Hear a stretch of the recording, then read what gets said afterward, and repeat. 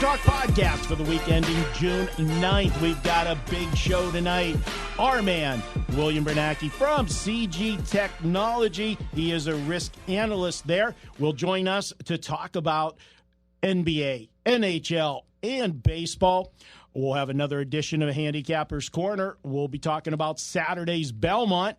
Ralph Michaels is in studio. Dave Cokin as well. We'll have a preview of the weekend games, talk some NBA action and baseball. And then, of course, at the end of the show, it's Best Bets. We'll have that in the final segment. Mark Seidel's behind the controls, and I am your host, Marco D'Angelo. Let's get this party started. Oh, geez, oh, man, this guy. All right, yeah, that was Ralph. You heard him chirping in the back. You want to bring up the first guest, too? No, you go ahead. All right. Our first guest from CG Analytics, and he is a risk analyst there. And he is William Bernanke. You can follow him on Twitter at The Moneyline. Will, how are you doing today? Hopefully better than I am in studio with Ralph.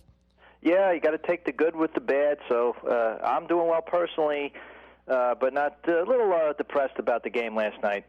That's got to be with what happened last night. Let's, as a bookmaker, okay, let me ask you, Will. Here you are. You want to get a number up as soon as possible. You know, we all know business. You know, the longer something's on the shelf, the more times you can sell the product. But you're in a situation, is Klay going to play? Is Klay not going to play? You're hearing different reports all day. You want to put a number up, but you don't want to rush to the market and be wrong. Take us through what happened yesterday for you guys as a bookmaker. Well, things were somewhat normal, as normal can be. Up until mid-afternoon, it looked like he was going to play, or at least the indication was that he was going to give it a try, maybe be out there for a couple minutes, something along those lines. So the number was drifting around 5 in that range, and it was drifting. And then we got an announcement, of course, that Klay Thompson's out, but after an announcement that he was probable. So we got two different things. That was the killer, the probable announcement, and then boom, once you're probable, okay, you're expecting bets to come in on Golden State, so you're prepared for that. You bump the lineup maybe half a point, money lines, first halves. You check all your boxes, props, anything to do with Klay Thompson and any correlation, other players, of course. So then when he's announced out, everything has to be redone. You can't take it off the board per se, so you have to adjust accordingly. And you're talking about a player that's worth maybe more than what we anticipated, probably maybe 4 points. Looking at the game last night, it was adjusted about 2.5 points. Should have been maybe 4 or 5 looking back. And we'll see what happens in Game 4. But we got caught with our pants down in that regard, what he was worth. Well, I talked to you earlier on the Las Vegas Sports Line with Dave Cokin, so I know the answer to this next question. It's not only the side and totals that you get hurt on when Klay Thompson is there. He's such an elite defender people don't talk about, but it's the other player props you have that get affected with him out. Tell us about some of those changes and how that made the bottom line such a different figure for you in last night's game. Yeah, Stephen Curry, for example, his points and assists prop. If you don't adjust it right away, immediately, you're going to get hit with bets and the right side bets. Let's just use a number, for example, like let's say it was 40, just using that as a loose example. You got to move that up at least 4 or 5 points when Klay Thompson's announced out. If you don't, you're going to get hit very hard with that particular prop, and you're going to move it based on bets where you weren't prepared to adjust it. So you see what I'm saying? Your liability's already one-sided, and to try to get something back on the other way, you're already in a hole. So after all of the dust settled last night, Will, how bad was it for the books on that particular game? It was a lousy game. The side, of course, the money line, not all the bets were Toronto. But you had a lot of late money on Toronto, people chasing the screen, that type of betting, wanting to still get that best number. And then, of course, second half bets. and all the prop bets on Golden State players and Toronto players who may have a bigger game with Thompson out. Even Kawhi Leonard, it trickles down to him, Kyle Lowry, even Danny Green per se. Yeah, well, just the opposite of the Super Bowl, where we had no scoring and all those no touchdowns cashed. With this high-scoring game and the Raptors pushing the pace, I'm sure Joe Public prefers to bet over on these props, and that even hurts you as much with the high-scoring total. Yeah, all the props were all over stuff. Curry over, Draymond Green over, Lowry, Leonard, all over stuff. And then first half, second half props, half with more points. The second half was a sneaky one because usually first half had been hit of late, but bettors were on the second half, and rightfully so, because Klay Thompson being out, Golden State's not going to be as potent defensively as they all have been in the third quarter, and that's where it was a major, not a major loss, but a significant loss there. Where does that put you as far as the entire series goes from Game 1 through Game 4? Or Game 3, game by game, you mean? No, you just are you at a plus or a minus for the NBA Finals at this time? I would say right now we've taken one. The Game 1 went our way. The last two have been we've taken on the chin. All right, so now the million-dollar question. We've got Klay Thompson, listed as questionable again. We hear all of the ramblings and rumors that he's going to play. You're there. You've got to set a number. You saw what happened last night when he wasn't there. You saw where the number was before you knew he was out. What do you do setting the number up? Are you in a situation, once again, where you're making one number based on what you think is going to be and hope that he does play? But if he does play, you don't even know really how effective he's going to be with the hamstring. Yeah, you don't want to overreact as much, too much because of one game. So yeah, it was a lousy performance by Golden State, but if, let's say, he doesn't play the next game, you don't want to overreact and overadjust because maybe they play better without him the next time out. Just the familiarity with him not being in there one game. This is a championship team, of course, so they're going to make adjustments with or without him. So you don't want to overanalyze, overadjust, and we'll be prepared this time. And if he does, come out, we'll adjust accordingly, and I think we'll be in a good spot, great spot. Will, I want to switch sports, and again, kudos to CG. If you guys don't have a CG app and you're a football fan, that's absolutely silly.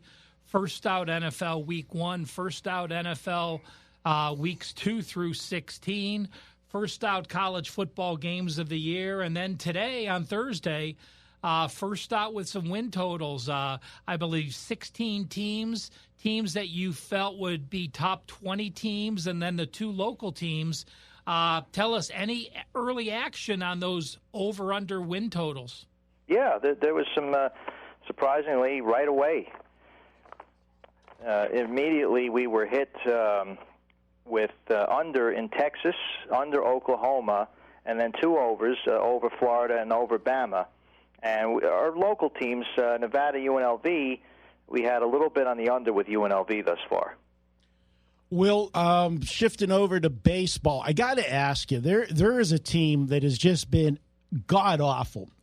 And night after night, they're getting drilled. You can keep making numbers where you want them. And there's been, even this week, because they've played at home, they've had some reasonable numbers. Do you just keep going against the Seattle Mariners? And is that what the public's doing? And are you guys, tired of looking at the Mariners and seeing them get bombed every night? Certainly tired of it, but it's nothing we haven't seen before. It was kind of like, Baltimore last year. Baltimore somewhat this year, but they've been a little better. The Marlins early in the year were in a similar spot, and now they're playing much better, being productive for us, winning games as big underdogs. But no, Seattle will. They just tied the game up today. They won yesterday. Things will turn there. It's similar with the Dodgers win streak. Just bet the Dodgers blindly, and whoever they're playing, and then they finally lost yesterday. So just like you don't want to panic. It's a long season, and every team, even the bad teams, will have stretches where they make us a profit and burn the public bettors. So the numbers are, just adjusted on a day-to-day basis, see who's out, in the lineup and who's on the DL, and, do you use your power rankings the best you can. I got to believe you made some money on the Marlins, who are 10-5 their last 15, because you beat Milwaukee once. I'm sure there's some people saying there's no way they can beat them twice, and then you beat them twice, and there's no way you could beat them 3 times in a row. Oh, yeah, that was the first 2 games, especially Game 1. That was one of the most lopsided games of the year we've had in baseball, and then Game 2 a little, evened out a bit, and then they lost today, the Marlins. But today wasn't too bad. I think bettors were jumping on Marlins, where now we kind of got that balanced action that we were looking for, and it was, we put the perfect number out. I love this, Marco. 4 questions, 4 different sports. We do basketball, we do college football, we do baseball. Now let's switch to the UFC. And, I know there's a couple fights catching interest. I'm not a huge UFC fan, and I don't handicap it. But, again, knowing that you were on Sportsline today, and we appreciate you being on every Thursday, tell us about the 2 big fights and which way you're getting some action. Yeah, one is having a favorite. Bettors are on a favorite. The other on the underdog. Well, there's 3 big fights, I believe, right? I'm going to include the Cerrone-Ferguson fight and the Shevchenko and Maurice Cejudo, if I'm pronouncing it right. Those 3 appear to be the top of the card, and 2 of the 3 are seeing underdog action. Cerrone is seeing the majority of the money right now, so it could be in a position where the favorite might be what we need. The eye is seeing the action. That's typical of a big fight with a huge underdog. You see that in boxing, UFC a lot of times, where a dog is like, over 4-1 or higher. From 4-1 or higher, you'll see underdog money, and the favorite becomes sort of the underdog in that regard. And then we've seen money on Maurice. He was a short favorite there against Cejudo, and that should really draw some big handle. That could change, change come Saturday night. I'm pulling this question out of my back pocket, not knowing if you have an answer. But, this seems to be a very decent UFC fight with multiple fights getting solid action. Can you compare it to the volume of an NBA Finals game? You mean like the just one particular fighter will combine everything? Total handle of all the UFC fights versus total handle of the props? I would say an NBA Finals game would probably be about 60 to 70% of the finals game, the whole card.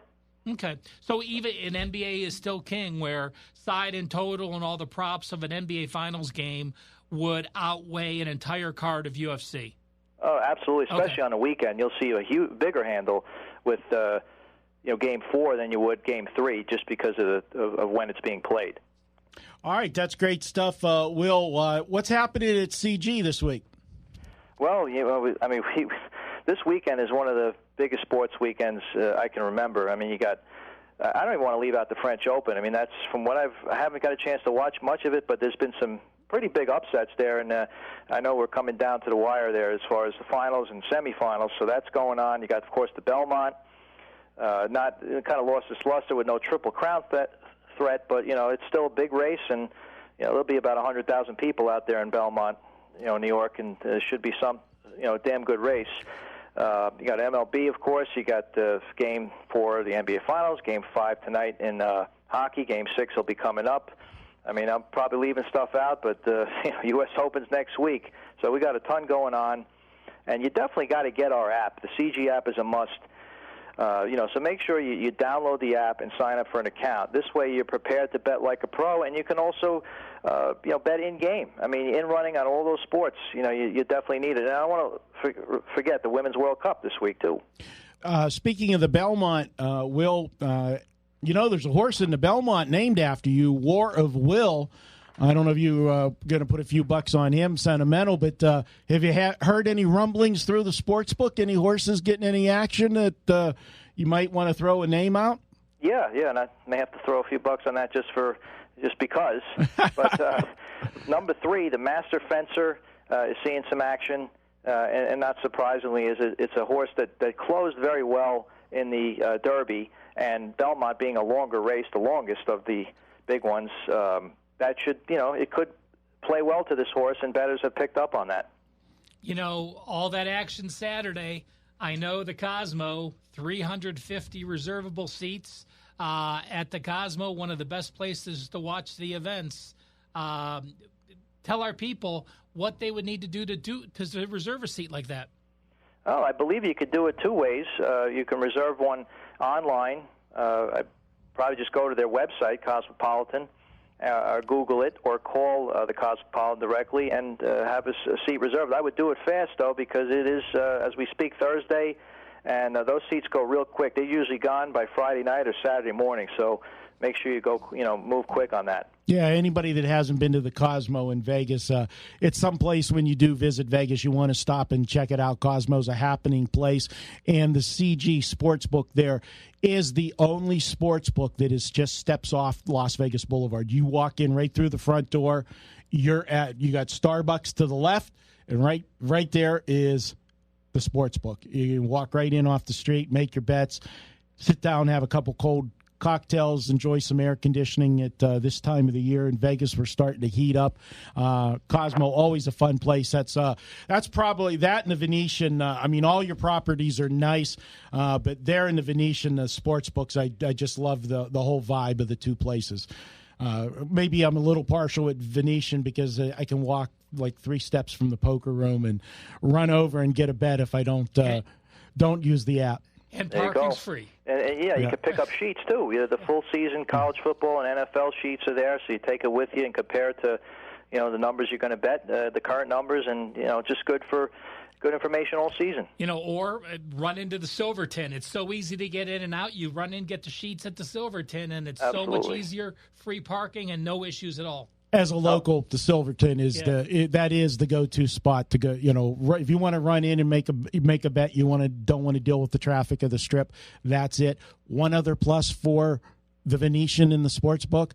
I know, Ralph, you're all big about when you go to the Strip, you got to make sure they have your brand of beer and everything else because you're a prima donna. It's not like I'm hoity-toity. It's Miller Lite. Yeah, it's not that hard to have Miller Lite at your bar. Hey, Will, let me explain something to you. Just a couple weeks ago, when we finished the podcast, we went straight from here to a bar that's right up the street from us here at the studio, and he's going to be moving to my side of town. So I wanted to take him to, one of our places, and God forbid I took him to a place that was a craft beer bar. They brew their own beers and everything there, and you would have thought that he wanted to start to cry. I'll never be back. Because they never didn't have Miller Lite. I was so embarrassed. I don't even know if I can go back in there now. But what I was getting to, if you don't want an alcoholic beverage, right there. When do I not want an alcoholic I know beverage? that, but there's some people that might want something else cold and refreshing. Check out Black Tap. It's at the Venetian. It's right across from the sports book. You want to have some amazing milkshakes, both alcoholic and non-alcoholic milkshakes. Some of the best milkshakes in town. Check that out. Hey, I am a full-service podcast, guys. We give you sports info, restaurants, food, everything you want. We'll let you in on it. And we even supply some winners. Will's like saying, couldn't he have said this after he let me go instead of me holding Good on? information. I've never been there. Black Tap. I'll definitely keep it in mind and check it out, especially the milkshakes. Cheat days. Absolutely. Well, cheat days, that's every day for me. I do it in reverse. I have 6 cheat days in one day that, will do good. There you go. Hey, Will. Thanks, buddy. I appreciate you bearing through with us. And, we love to get good information, but, even more, we like to make the podcast enjoyable for our listeners. And we always like having fun with you. So we'll appreciate it. As I tell you every single week, and Ralph will chime in and make fun of me. Good luck on all your games this week, Will, except the ones I have. Exactly. Always a pleasure, guys. All right, that's Will Bernanke. Follow him on Twitter at The Moneyline Guy. We're going to step out for a quick break. When Ralph and I return, it's Handicappers Corner. We're going to talk the Belmont. We'll talk about all 10 horses in the Belmont. That's up next on the WagerTalk Podcast. It's Manic Monday, and that means every pick at WagerTalk.com is just $9. Get a play in any sport valued at up to $30 for just $9 each and every Monday at WagerTalk.com. Welcome back to Handicappers Corner. This week in Handicappers Corner, we're going to take a look at the Belmont. And my buddy, Ralph Michaels, is going to put me in the hot seat. He's going to run through the entire field of the Belmont. Ask me what I think about the horses. I also want to tell you that if you want to get my actual Belmont selections, and I'm going to tell you exactly what I think about the race, but if you want my actual betting strategies for the race, get my sheet on Saturday. I will be offering my top baseball play along with my Belmont selections, which will include, as I said, the printout of exactly how I'm playing the race. So you can play exactly as I do. Just $39, but use coupon code Belmont10. That's Belmont10. Get $10 off. Ralph, it's the 151st running of the Belmont. We don't have a Triple Crown possibility this year, but we do have the possibility for a asterisk next to this year's Triple Crown, because if War of Will wins this race, he will have won the Preakness and the Belmont and had his legs taken out from under him basically in the Kentucky Derby. Well, you know, it's a 10-horse race, 151st, as you said. Weather's going to be clear. And what I like about this field is, I mean, there's two heavy favorites, and then everyone else is bunched behind them. And we've seen some big payouts in the Derby and the Preakness. And as long as those two guys don't finish 1 and 2, we could see some more big payouts here. And, Marco, I'm just going to simply go through the 10 horses. We're going to list them. You give us your thoughts on them. And then, as I said, a great special. Take advantage. Marco's a horse owner, someone who follows these much more thoroughly. And the nice thing about it is a lot of times people give you who they like, and they're throwing out some different horses on different podcasts. When you get Marco's selections at WagerTalk with the special coupon, he prints off the exact same page as you're getting. He takes it to the window exactly as you are. He's checking them off exactly as he reads them off. And that's how he had a, $8,000 winner on the Derby, almost $9,000 on just a couple Derbies ago. Two Derbies ago. Let's walk through it, Marco. Let's start off with the one horse, Jovia, coming out of the one hole, morning line, 30-1. Well, here's the highlight of this horse. For the owners, I don't understand them putting the horse in this race. He's not good enough for this field, but they will be all warm and fuzzy when the gate springs open, because he will be the first horse that's going to get the first call. This will be the horse on top, so that owner will be able to say, hey, my horse got the first call in the Belmont. You won't see him after the three-quarter pole in this race. I look for him to be doing the backstroke coming down the stretch in the Belmont. No factor. This is the one horse I have pitched in the race. Well, Everfast, owned by Calumet Farms. That's a stable that I even know. 11 lifetime races, 1 first, 2 second, and a third. Morning line, 12-1. Yeah, this is the horse that cost us an exacta in the Preakness, Ralph. We needed the horse not to finish second. He nosed out Owendale for us, which we would have had a nice exacta. We wouldn't have made money, but we wouldn't have taken the collar in the Preakness, and that would have got us some of the, most of the money back. This is a horse that in the Preakness, I didn't think he was a factor in that race. He got an absolutely perfect trip, Ralph. He went right around the track on the rail. It opened up for him, come up the inside to get that closing second finish there.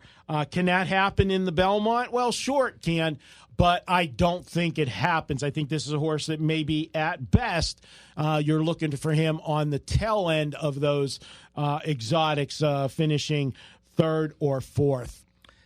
The 3 horses, Master Fencer. Master Fencer, 7 lifetime starts, 2 first, 2 second, finished 7th in the Derby, 4 lengths back. Morning odds, 8-1, puts him as the third favorite. Yeah, I actually think this horse needs consideration, Ralph. This is a horse that came over from Japan to race in the Kentucky Derby.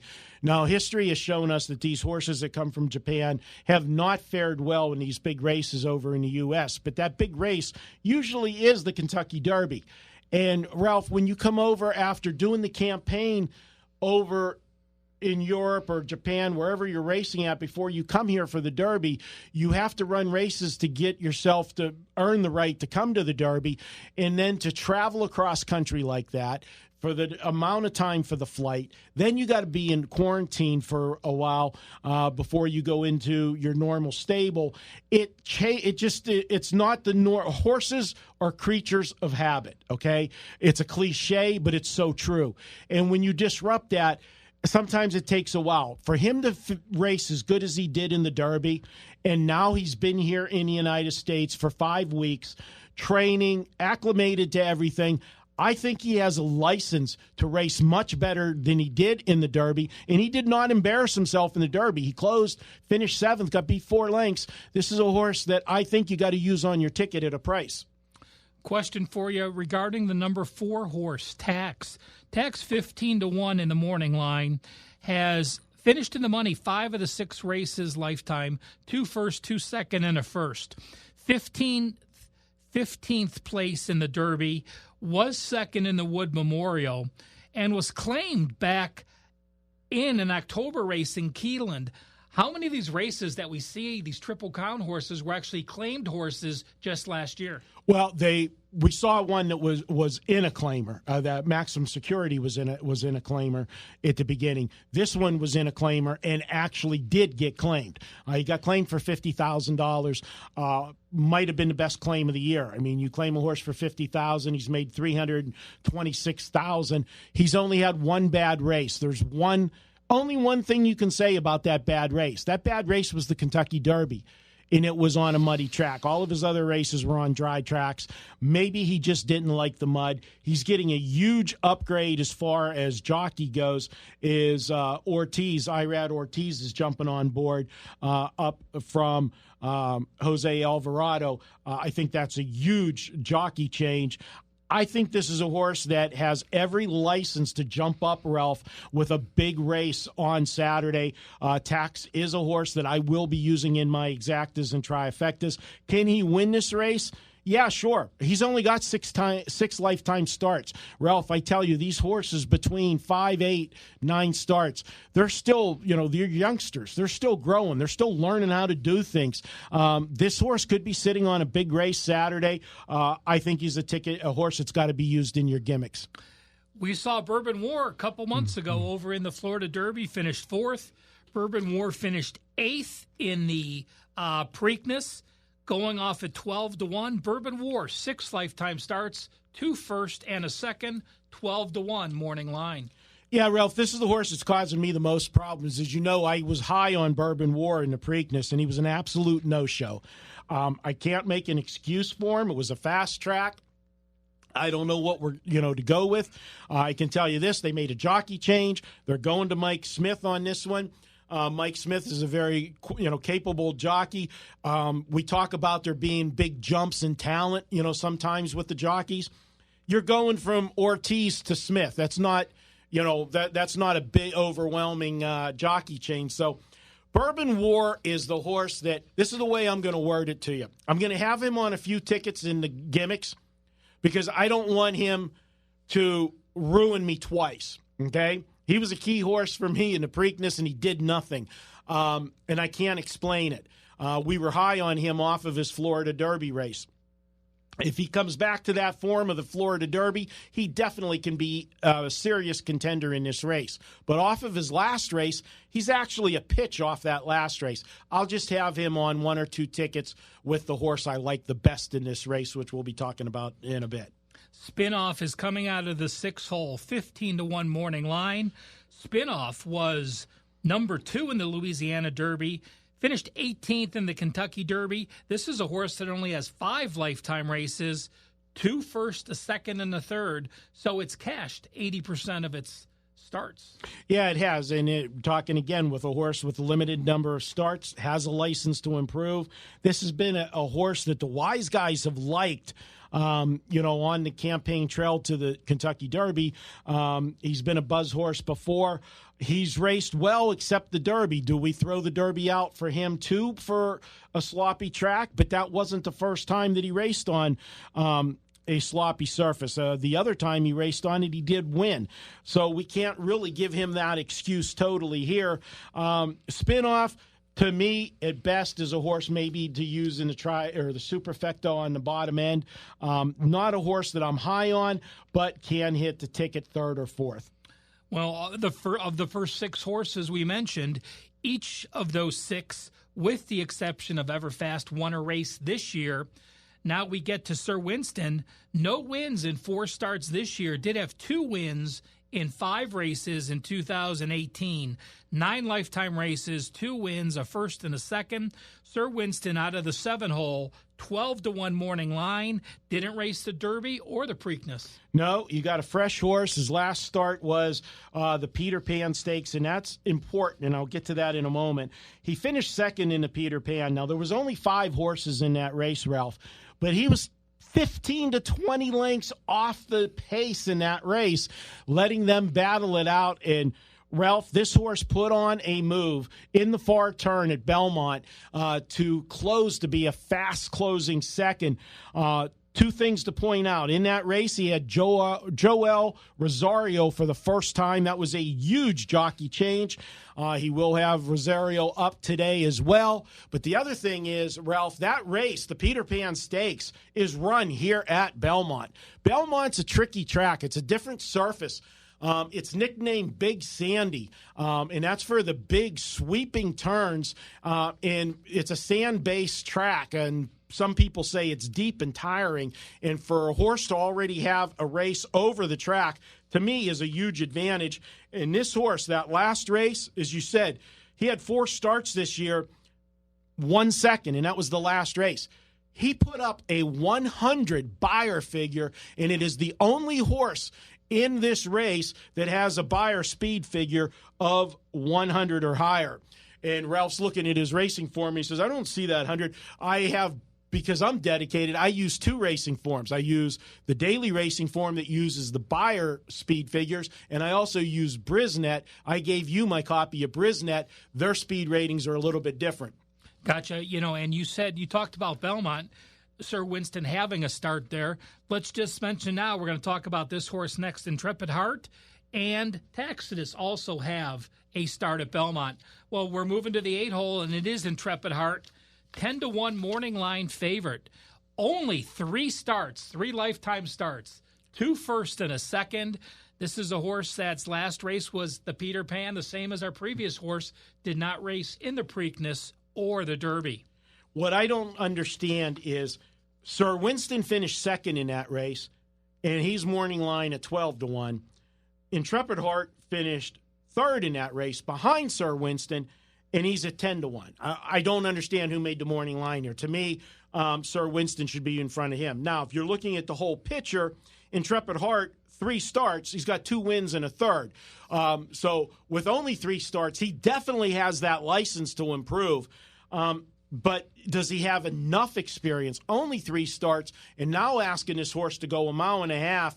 I don't know if he's ready to go that, but I definitely tell you this is a horse going on the direction of the momentum is swinging up, not down. This is a horse that's only going to get better. I think you're going to hear more about Intrepid Heart come this fall. Well, we went through 8 horses, Marco. We have 2 left, and they are by far the 2 morning line favorites. The number 9 horse, War of Will, a 2-1 morning line favorite. 10 lifetime starts, 4 firsts, a second, and a third. Of course, won the Preakness and finished 8th in the Derby, 4.5 back. Finished 9th in the Louisiana Derby. So that was a horse, though, that didn't need the Derby to get any points to advance, correct? Didn't need the race before the Derby. Gotcha. Yes. Which was the Louisiana Derby where he finished 9th. So to talk to us about War of Will. Well, there's nothing to fault about War of Will. The horses raced fantastic. The 8th place finish in the Kentucky Derby, throw that out because he was sitting second at the top of the stretch, strangling the horse, trying to get out, and got into the scuffle with Maximum Security and ended up, because of the interference, getting knocked out of the race and then got moved up a position because of the interference. But he did everything asked of him in the Preakness, got a perfect trip, and he responded when the hole opened and they put the foot on the gas. He went right through the hole, won the Preakness rather easily. War of Will, he is the horse to beat. But what I think gets him beat, Ralph, is the fact he is the only horse in this race that has raced all 3 legs of the Triple Crown. It's got to take its tear on him. 3 races, 5 weeks, when you've got a lot of horses in here that are fresh, that's going to take its toll. And I think that's what gets him beat in the stretch. And let's finish it off. Taxidus, the number 10 horse, a 9-5 morning line favorite. Taxidus, back-to-back-to-back winners going into the Derby. Finished 4th in the Derby. Only 5 lifetime races, 3 wins, and a 3rd place showing. Jose Ortiz on the mount. Tell us about Taxidus. Yeah, what's not to like about him? And the situation is he finished 4th in the Derby, never really had a clear shot in the Derby, was always in traffic, getting mud thrown up on him. The horse has done nothing wrong in any of his starts. Only 5 lifetime starts, so another horse that has that license to improve, Ralph. And this is the thing. They raced the Derby. They skipped the Preakness. This is his distance. Tappet is a horse that produces sires. He's produced a bunch of winners, been very successful here in the Belmont. I love him. He's going to be racing off the pace. He'll have War of Will in his eyesight to run him down when they turn for home. I think Taxidus wins this race. Where is Taxidus halfway through? Where is Taxidus coming into the final turn? Taxidus will be sitting probably about 5th most of the race, and then I look for him to make his move over on the last turn. Well, Marco, we went through them, and I can't let you get out of here with giving us some sort of selections. I know these aren't your official picks. Those will be at WagerTalk. You'll be able to get the package starting tomorrow, and you'll post those Friday evening or Saturday morning? Friday evening. Friday evening, so you'll have them well in advance. You know, I, of course, want to know who your favorite is at this point. And I also want to know, give me one of the horses that are not in those top 2 that you think will be in the mix. Taxidus is my horse to win. Sir Winston is my long shot. And also look at, in this race, the other horse, Tax. And, you know, we were talking on the air today with Dave Cokin on the Las Vegas Sports Line. He wants to make sure you check in tomorrow to give our ESPN listeners some Belmont insight. All right, guys, we're going to step out, come back. When we come back, we're going to look at the NBA playoffs and baseball for Friday here on the WagerTalk Podcast. Every Tuesday, WagerTalk.com offers a best bet selection from its hottest handicapper. It's a great way to introduce yourself to WagerTalk.com with a big best bet winner for just $2 on $2 Tuesday.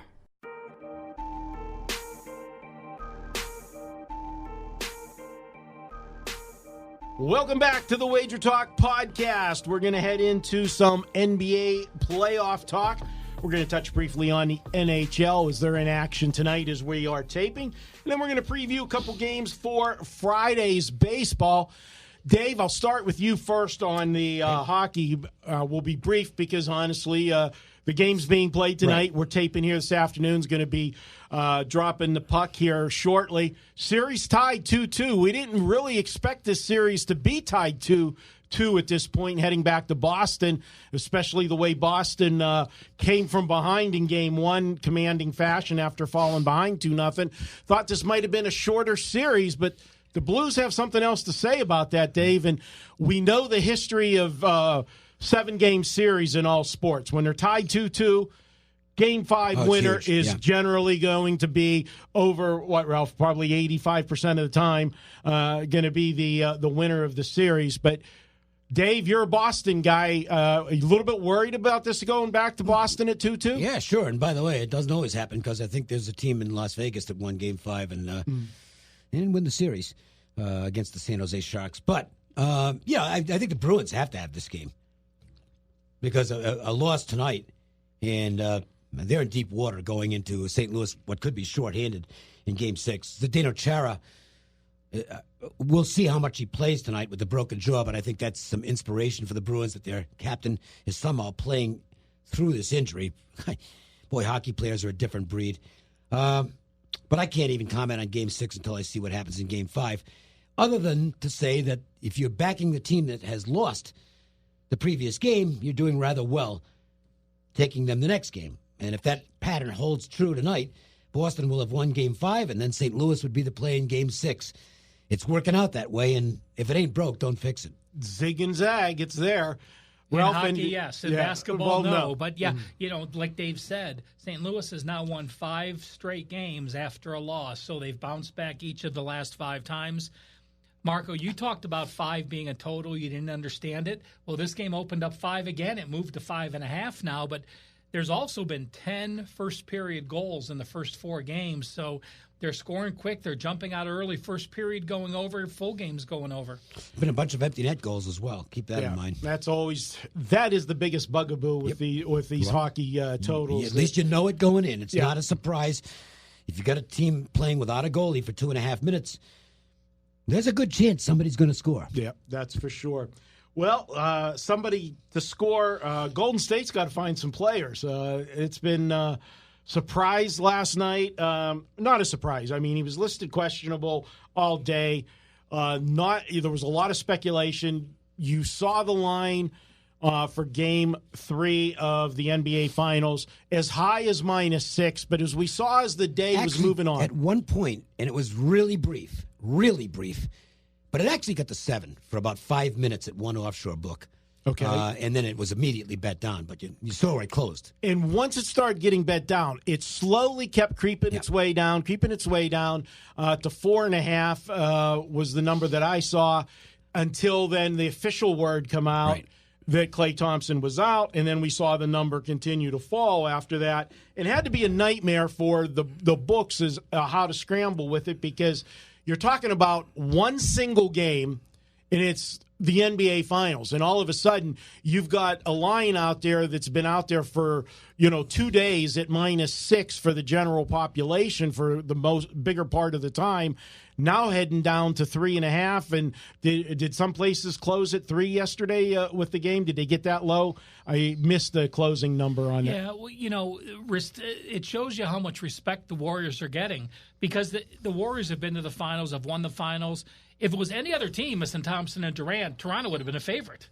I mean, you're missing 2 Hall of Famers that there's no question it would have been. But I just think there was so much respect for the Warriors that they just didn't think they could lose. So, moving forward, I look at Golden State. They're 11-2 ATS off a playoff loss.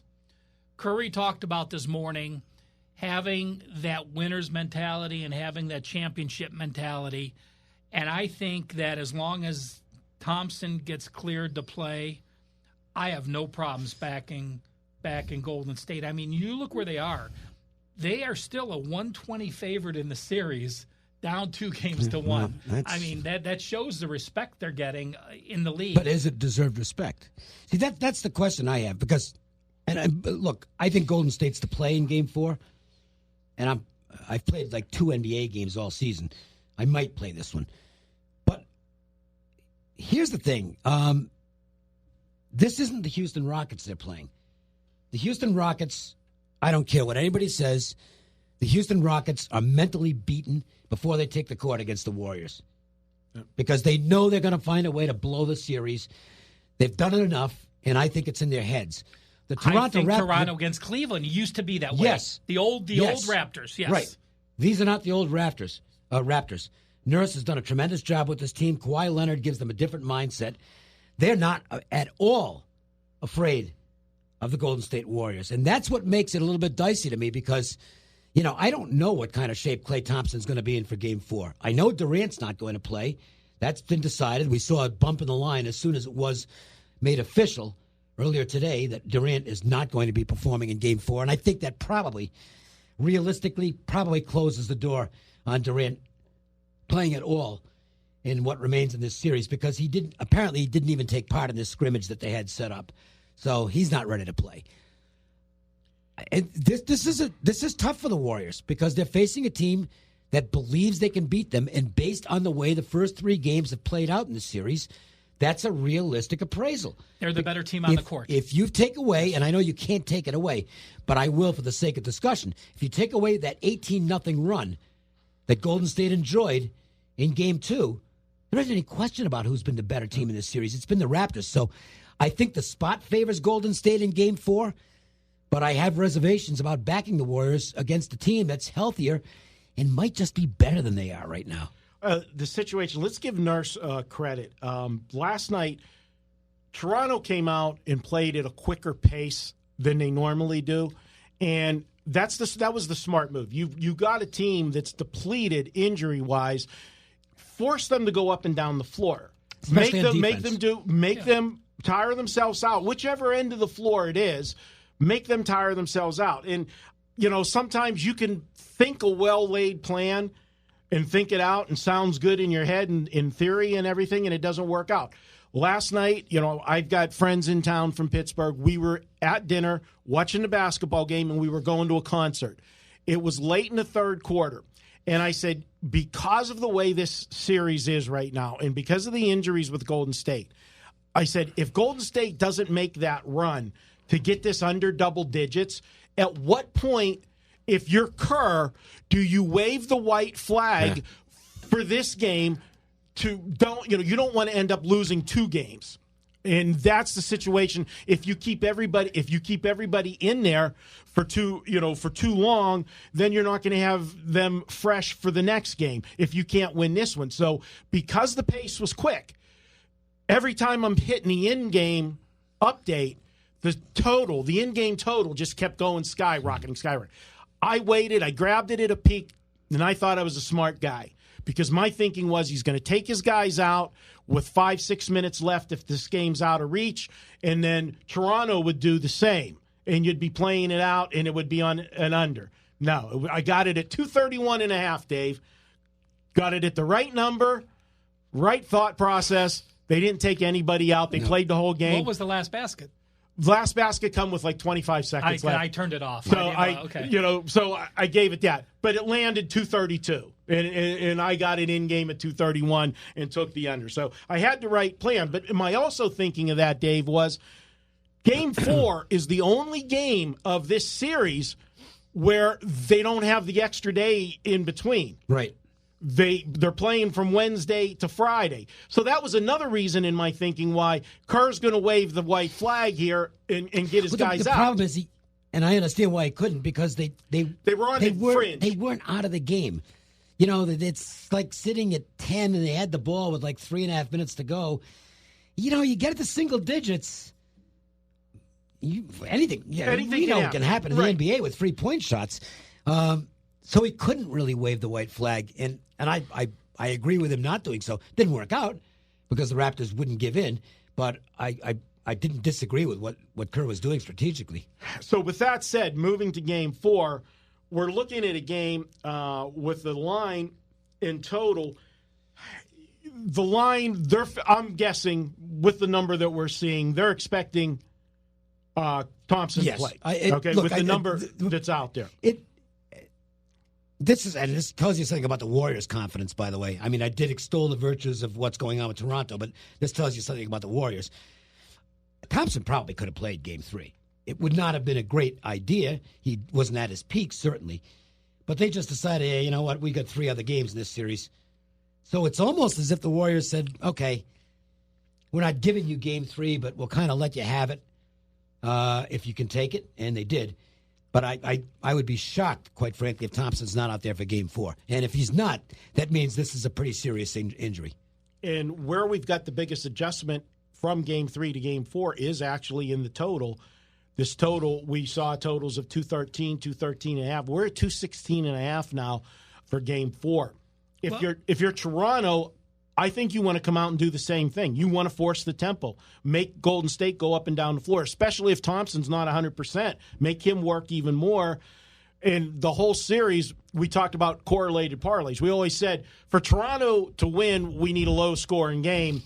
High-scoring game favors Golden State. I think right now, because of the injuries, it's flipped. Yeah. Well, Klay Thompson doesn't get enough credit for his defense. He's an elite defender. Yes, he is. And when you have a hamstring injury, you absolutely go after him. You try to get him either hurt himself or get into foul trouble because he can't slide or be as quick as he is. So there's no question they're going to go after him. Whoever, I really didn't pay attention to the matchups that close who Thompson guarded in Game 1 and 2 when he's healthy, but I would think that whoever Golden State's going to put Thompson on, is a person who's going to take a lot of shots in the game. So, go back and look at that situation, and perhaps you have a player prop as well. All right, good stuff for tomorrow. It's tough, guys, to actually make a play until we really hear the official word on Klay Thompson. Thompson's playing, I'm in. If he gets cleared to play, then I think Golden State comes in, and I think Curry and Thompson are enough to get him by, even without Looney, even without Durant. All right, good stuff. Let's move over into some Friday baseball, guys. We've got the Pittsburgh Pirates. My Pirates, they're going to be traveling to Milwaukee. Pirates have been scoring a lot of runs and giving up a lot of runs lately. Milwaukee's been in a bit of a slump, but they got, I think today they got win this afternoon. They did. They moved Freddie Peralta up into the rotation, gave Brandon Woodruff an extra day's rest. And as has happened, Ralph, I'll let you speak to this very quickly because you, again, boy, if you want a situational stat, Ralph is just absolutely amazing with this stuff. I think this was you. Oh no, you know what? It might have been somebody else, but you can actually look this up. Now I don't know because I'm still. No, it was it's somebody else that I saw on Twitter. Okay, but it was a good stat, and it sounded like something that would come out of the Ralph Michaels files. Team that was team trying to avoid a sweep where they'd been favored in the first two games, and the Brewers fit that category, and it's been winning at a very good clip this season, and it won again today. So the Brewers did succeed in getting through today's game against the upstart Marlins. Pretty easy victory. And now they'll face the Pirates. Divisional battle.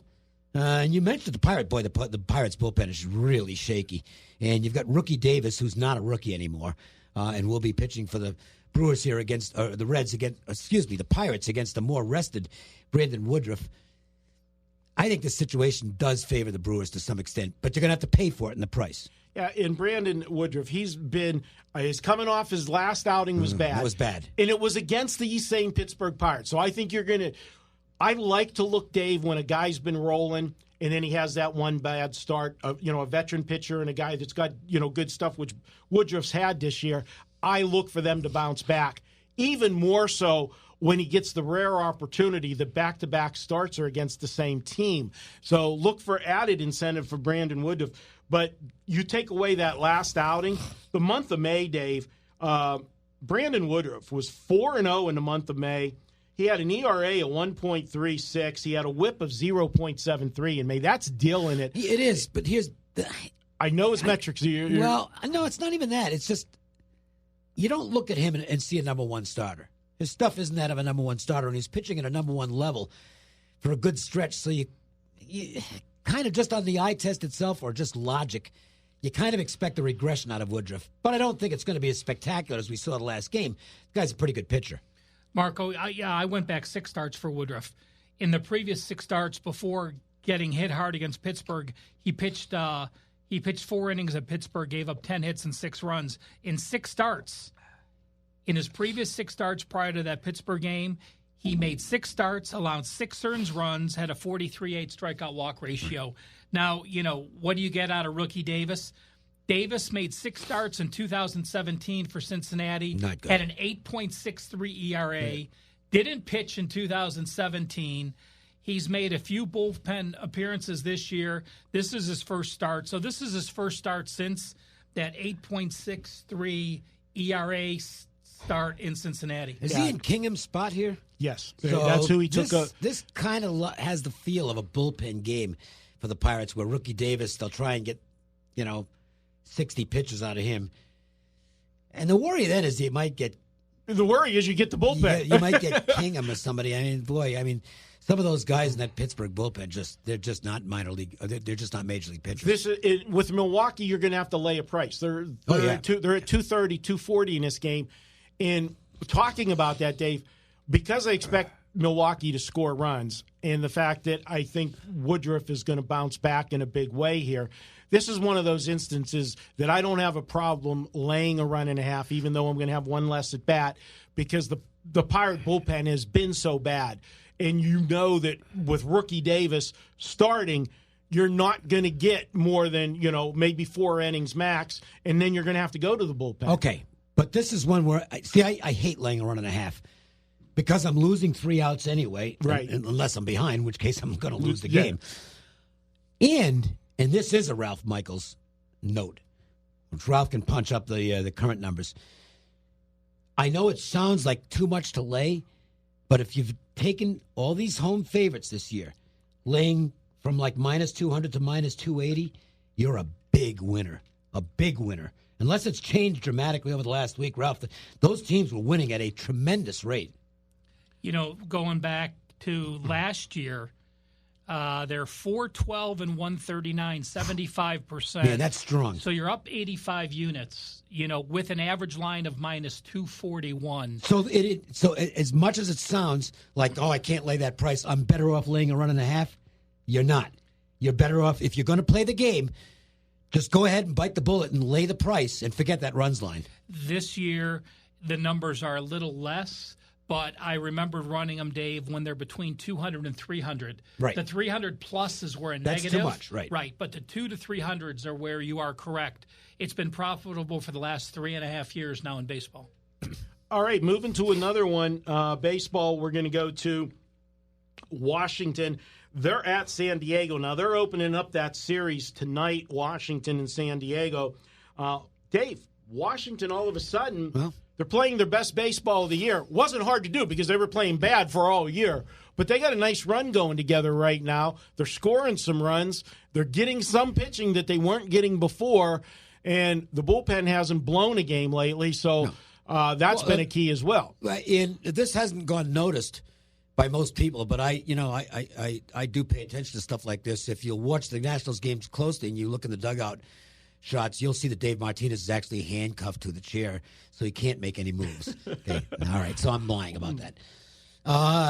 Now, they are playing better baseball, and it kind of figures from this standpoint, how could they be as bad as they were with that roster? I mean, it's a good roster. Granted, the bullpen's not good, and we kind of knew that going in. But there's a lot of bad bullpens. I think what happened is the Nationals, first of all, were underperforming. Secondly, they were just missing a ton of guys. I mean, some really good ball players. Trey Turner out, Rendon out, other guys out. And now they've got a healthy squad, and they're starting to play better baseball. That does not necessarily apply to the pitcher in this game, Eric Fetty, because he's the back of the rotation. But the former UNLV star is showing some positive signs. And part of it is that I think, has been working with Strasburg. Or no, it's Scherzer, actually. It's Scherzer in terms of developing another pitch. And that's something that could help Fetty. If you're going to learn from somebody, Max Scherzer's a pretty good guy to learn from. Margevicius will pitch for San Diego, and after some surprising early efforts, reality set in for him. His stuff just isn't that good. Okay, I've watched him pitch, and I think he's a fringy guy at this stage. Maybe he'll get better at some point, but he looks to me like a guy who's more suited for El Paso than San Diego. So I'm going to take a look. And I'm not guaranteeing I'll play it, but I'm probably going to take a look at the National side in this game. They're in better form than the Padres as a team as well. Yeah, Dave, you're being a little bit too kind to the San Diego pitcher. He has been god-awful right now. Well, I'm a more benevolent person than you are, I'm so, more of a prick. I'll just say it how it is. And we knew that. Thanks, Dave. Month of May, ERA of 8.59. Out of the gate, first start in June, lasted only 3 innings, gave up 5 runs, only 4 of them were earned. He has been no mystery at all lately in Washington, as I said, playing their best ball of the season. They're hitting the ball, Ralph, and you're getting the pitching. And, Eric Fetty, as Dave said, is a back-of-the-rotation guy. But if you're comparing him to, how do you say it, No, it's Margevicius or Margevicius. Margevicius. It's spelled Margevicius, but they keep Don Orsillo calls him Margevicius, which I guess is how it's pronounced because Don Orsillo is an excellent broadcaster who does their games, and I'm not. So I'll go with him. All right, well, I'll agree with you there. You guys talked about the Nationals playing in form. The only negative, I will say this, is the Nationals are 9-2 their last 11 before Thursday's game. The wins were against the Marlins, the Reds, and the White Sox. But again, San Diego sort of. Wait a minute. I don't. That's the Marlins have played their best baseball of the season lately. The Reds are a last-place team, but they're the best last-place team in the majors. And the White Sox are, playing 500 balls. Okay, so, right. so that's not that bad a group. So you're saying I'm just like taking old no, mentality of last year's, thinking those three teams are losing years. Well, Miami was garbage at the beginning of the season, which they were. But even at the beginning of the season, if you guys remember, Miami was taking money almost every game from the Sharps. The Sharps were betting Miami as a dog. They finally went on this run in cash. Part of the reason they finally started to hit, but the consensus is, hey, they might stink overall, but their starting pitching's pretty good. And it turns out that their starting pitching is pretty good. Well, over the last 15 days, I do know that Miami is number 1 in profit in Major League Baseball. I tweeted that out. I sent out the list. The Dodgers are number 2. So at 10-5 with all those big wins as a dog, the Padres over the last 10 days are hitting 218 as a team. I don't think that's very good. So no, you talk about having a bad pitcher and you're not hitting. That's not a very good combination.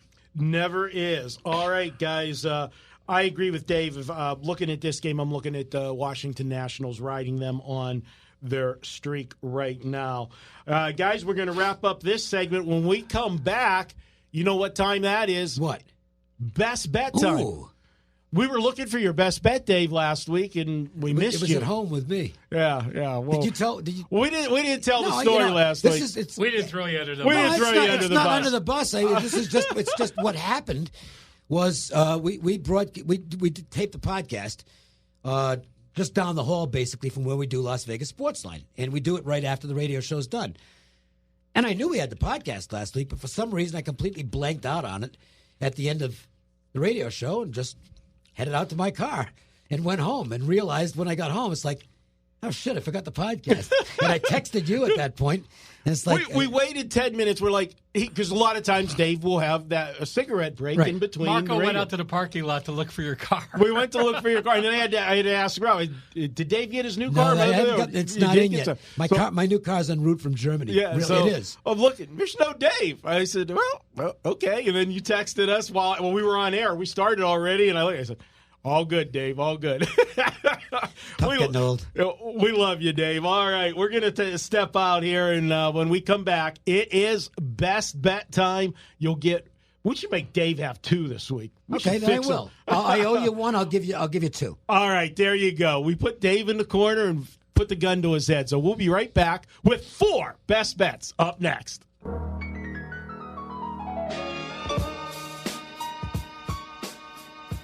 Welcome back to the WagerTalk Podcast. We're going to jump into this week's best bets, and we've got a treat for you. We pushed Dave for having a minor episode there of old age and forgot last week, so we're going to make him give you guys 2 best bets. Right. Dave, what do you got for us? That was we'll call that sometimers disease. Sometimers? Rather than Alzheimer's. Okay. And by the way, That's pretty funny, Dave. I'm not used to you hearing you say a joke. Yeah, right. That's like people in West Virginia have some summer teeth. Some are here, some are not. I thought that was Reno. Well, I get you. See, for Pittsburgh, in Cleveland, we said that's Pittsburgh people. No, Cleveland. You guys can't drag Pittsburgh. You're always looking up at us. And those Northern Nevadans, by the way, it's part of the rivalry. They make fun of us too. They do. We just do it better than they do. But I can joke about Alzheimer's because it runs in my family. So I've dealt with it. Miserable fucking disease. It really is. It is. Anyway, on a happier note, Golden State and over. We'll try and it's not a correlated parlay. That would have been the way going in, as we said at the beginning of this series. That's what you would have thought. Right. But I don't think it is here because I think Toronto wants to push the pace and try and wear down a short-handed Warriors team. So I think the over maybe actually favors Toronto a bit more than it does Golden State. But I do think Toronto is going to have some success forcing that pace, but I don't think they're going to win this game. And look, if they do, they're going to be the world champions. Yeah. Golden State, as much as I respect the Warriors lose this game, I doubt very much that they're going to win the series. So I think the Warriors are in let-it-all-hang-out mode here, and I think they'll sneak through. I don't think it's a blowout. I'm not expecting this to be one of those 15-point Golden State wins, but it doesn't have to be. Just get there by enough to cover the spread. So we'll call it half on the Warriors and half on the over in Game 4. as far as injuries go for the Warriors, I mean, this is something new for them in the playoffs because they've been the beneficiary. They've always been healthy. I mean, again, they lose. I'm going back to the first series against Cleveland. Yeah. We didn't have Love, and then we lost Kyrie in Game 1, I think, and we were missing another guard. So, LeBron single-handedly got him to Game 7, I believe, and that was amazing as is. So, and again, I've had enough of the Warriors winning. My heart wants Toronto to win this, but, when you're betting, you're not worrying what your heart says. So I'm going to baseball for my best bet, Marco. Okay. And Kershaw's pitching like Kershaw. And, he's dominated the Giants. He's gone 7-1 the last 8. And how about this for a stat? When Kershaw pitches this year, the Dodgers are 9-0. And the last 17 starts Kershaw has made in the regular season, the Dodgers are 17-0. Now, the line's a little high, so we're going to play it on the run line. But, again, the way Kershaw pitches on the mound, the way the team hits behind him, the way they give extra effort against San Francisco, I'm going to use them on the run line. And, Marco, finish this off with a fourth best bet for this podcast. Well, the easiest best bet would be to say just go against Seattle in baseball because if you've been betting against Seattle, you've been making a lot of money, guys, because they are been atrocious. But what I'm going to look at here is looking at this pitching matchup for Friday with the Angels in Seattle. I look for a lot of runs to be given up in this one. The pitching matchup is Marco Gonzalez against Haney for the Angels. And Seattle has been a money machine also on the overs this year, Ralph, and it's simple. They do score runs, but their pitching staff has been horrible, and their bullpen is even worse. And you just get into these Seattle games, and on a regular basis, they're giving up 6 or 7 runs to the opponents. Well, you don't need them to score that many when they're giving up 6 or 7 runs to get to the overs. As we're taping now, it's 6-5 Houston in the 9th, so another game just exactly with the numbers you said. Seattle giving up 6 runs and scoring, and that's a nice combination for the over. That's it, and you're looking at an over right now on the early overlight. Boy, I can't even talk. I must have been drinking Ralph's drink there in the studio, but we're looking at numbers right now. Early line, you can get a 9 on this game. I think this game goes to 9.5 everywhere tomorrow. So if you can get the overnight at 9, grab it. I like it at 9.5 as well. You'll get a little benefit on the juice, Ralph, with that. That's going to wrap up this week's show, guys. 4 best bets. Dave with the Warriors and the over. Ralph with the LA Dodgers minus 1.5 runs with Kershaw on the mound. And I'm going LA Angels and Seattle Mariners over 9 or 9.5 is my best bet. I want to thank our guest tonight, William Bernanke, as he stops by each and every week to take us behind the counter. Big thanks to Ralph Michaels and Dave Cokin for joining me in studio. Mark Seidel for making sure we all sound good. Big shout out to Johnny Detroit and the entire Michigan crew, Missy, and Jeff Reno, goes by Reno there in customer service for us here at WagerTalk. They take care of – this is a busy day for them today because normally we do videos on Wednesday, Ralph. We did the videos on Thursday. So they're putting the videos up on the site. They're doing our podcast. We appreciate them doing that. You can listen to the podcast. Download us on iTunes. Listen on Spotify, Google Play, iHeartRadio, and all of the other podcast outlets. I'm Marco D'Angelo. Until next week, let's cash some tickets.